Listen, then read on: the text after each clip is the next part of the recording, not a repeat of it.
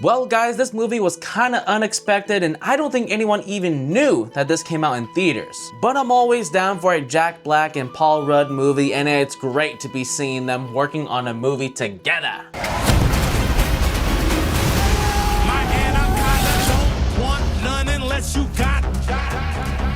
That's right guys, we have ourselves a comedy Anaconda film at the end of the year that I don't think anyone has seen anything about because I barely saw any marketing for this thing. Is it just me? Am I the only one that didn't see anything for this movie? I mean, I know that Paul Rudd and Jack Black were trying really hard, trying to push it out there, but I didn't see any like really big trailers or posters or images, no press, no nothing. I mean, I guess that's what happens when you try to compete with A24 Marty Supreme, but you know, what do I know? Then again, it has two of Hollywood's most genuine chill dudes out there, and I think the public can agree with that. The trailers didn't exactly inspire me. The only reason I went out to watch this movie is simply because of those guys. We follow two best friends portrayed by Jack Black and Paul Rudd who are in pursuit of their dream to remake their all-time favorite movie, Anaconda. They don't have much money, but they have a will, they have a passion, and they have the dream. So they assemble a small team of four, them two, and Thandie Newton and Steve Zahn. As they are filming their remake, things unfortunately do not go as planned,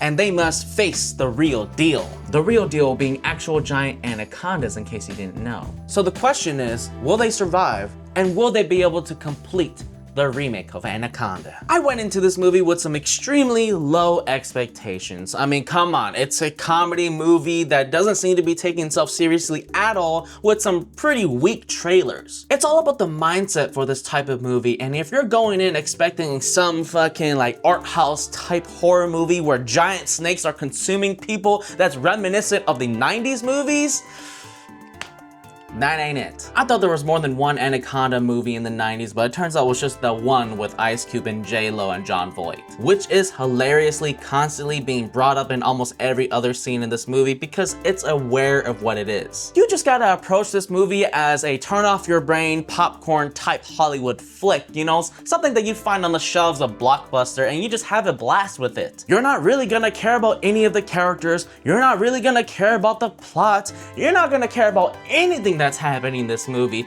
but you will have a totally fun time. The comedy is not as edgy as I wished it to be, but it's feasible, it's fine, it's still enjoyable. The ridiculous plot of four childhood friends trying to remake a film that no one has really asked for by just going on this insane mission into the jungle with some guerrilla filmmaking, my goodness.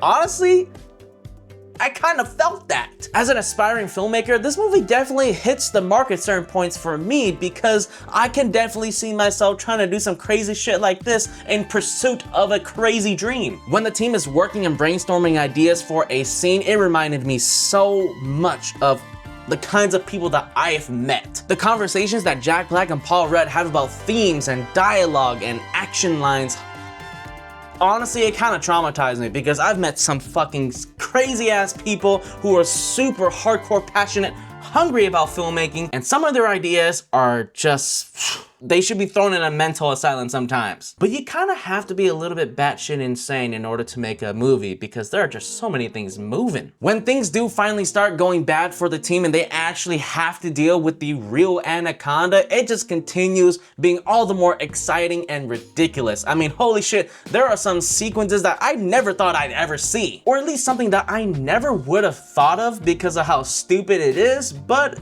it works in the context of this movie with its characters, with the performers. And to those of you who have seen the movie, you know exactly what I'm talking about when it comes to peeing. When the movie is solely focused on this plot line with our main four characters trying to make a film all the while trying to survive the Anaconda, that's when it is just continuously fun. The moment it strays away from it, that's when it just gets really boring, the movie gets bogged down, and I'm just whipping out my phone, just waiting for this scene to pass by. And this side plot involves Daniela Melchior's character, if that's how you pronounce her last name, I think. As beautiful as she is, she does not belong in this movie, and neither does her plotline. While it did add a bit of fun and finesse to our main characters and what they were trying to film for their project, causing them to switch things up a bit, bit, it just wasn't all that interesting. Well, it could have been interesting except for the fact that it just kind of goes nowhere. I kind of wish she had a bit more involvement with the story. I mean, there was so much potential there of this movie becoming this action adventure type thing that involves giant snakes. I mean,